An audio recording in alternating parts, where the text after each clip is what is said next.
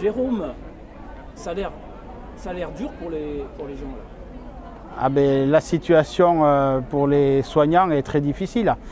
Elle est aujourd'hui pour les soignants de Gourdon, comme tous ceux dans le Lot. Et la semaine dernière, il y avait également la mobilisation à Cahors et à Camille-Miret. C'est une attaque globale et elle n'est pas qu'au niveau du Lot. Mais là où on souffre le plus, c'est dans les hôpitaux de proximité qui déjà étaient à l'os, le sont encore plus par des méthodes de management qui sont de plus en plus terribles. Les salariés viennent de l'exprimer là. Ils l'expriment avec les modes de remplacement, avec les glissements des tâches, avec des heures supplémentaires en permanence, des heures supplémentaires souvent non payées, des repos compensateurs qui ne sont pas tenus, pas respectés. Donc tout ça participe à un bouillonnement et à un ras-le-bol, un épuisement, une lassitude et parfois jusqu'à des risques psychosociaux qui sont graves, qui sont très graves.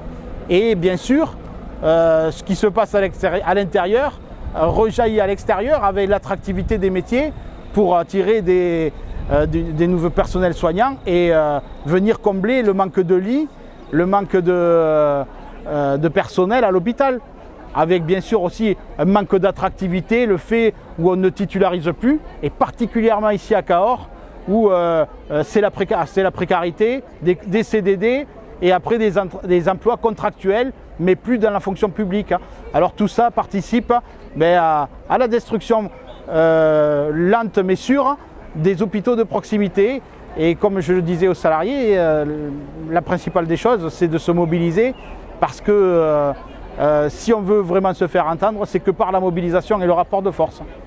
Et aujourd'hui, je crois qu'ils peuvent être fiers d'eux d'avoir rassemblé plus d'une centaine d'agents et salariés de l'hôpital pour venir manifester leur mécontentement et porter leurs revendications.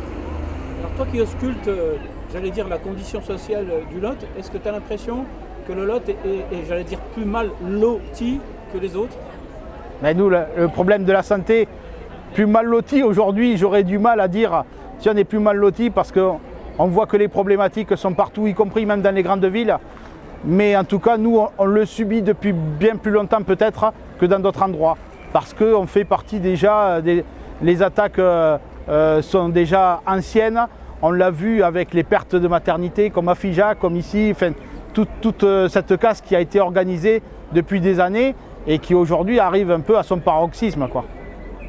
C'est peut-être difficile pour toi de te prononcer là-dessus, mais on a vu très peu d'élus là. Est-ce qu'il n'y a pas un problème d'expression démocratique sur un sujet crucial qui les intéresse? Bien sûr, bon, il y avait quelques élus, mais je pense que tous les élus devraient être sur le pont face à cette situation. J'aurais tendance à dire qu'ils devraient porter vraiment en priorité la question de la santé publique. Et on voit bien que, y compris dans ce profil de période législative, beaucoup ne la portent pas et que le mouvement social a toute sa place justement pour la faire entendre. Donc le mouvement social à côté, au-dessus du mouvement politique, en accompagnement, ou c'est indépendant? Le mouvement social, c'est lui le moteur. Il n'y aura pas d'évolution des lois si le mouvement social n'est pas là.